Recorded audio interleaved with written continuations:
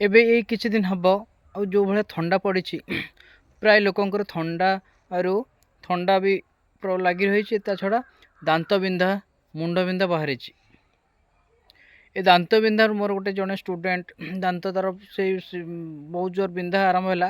ସେ କେବଳ Ricky healing, କେବଳ ହାତ ଏମିତି ସ୍ପର୍ଶ କରିକି ତାର ସେଇ ଦାନ୍ତ ମୂଳରେ ବସ୍ 2ରୁ 3 ମିନିଟ୍ ଏମିତି ସ୍ପର୍ଶ କରିଛି, ତା ମୁଣ୍ଡ ପୁରା ଗାୟବ ହେଇଗଲା।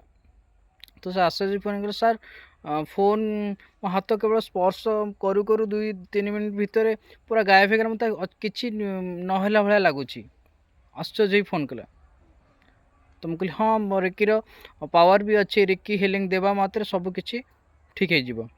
ତ ରିକି ହିଲିଂ କରନ୍ତୁ, ନିଜକୁ ସୁସ୍ଥ ରଖନ୍ତୁ, ହେଲ୍ଦି ରଖନ୍ତୁ। କେବଳ ଦାନ୍ତ ବିନ୍ଧା ନୁହଁ, ଆମର ମୁଣ୍ଡ ବିନ୍ଧା, ମାଇଗ୍ରେନ୍କୁ ବି ଠିକ୍ କରେ ରିକି ହିଲିଂ। ଯେତେ ହିଲିଂ କରୁଛ, ଯେତେ ବଡ଼ିର ସବୁ ପାର୍ଟସକୁ ମଧ୍ୟ ହିଲିଂ କଲେ ବଡ଼ି ପାର୍ଟସ୍ ବି ସବୁ ଠିକ୍ ହେଇପାରିବ।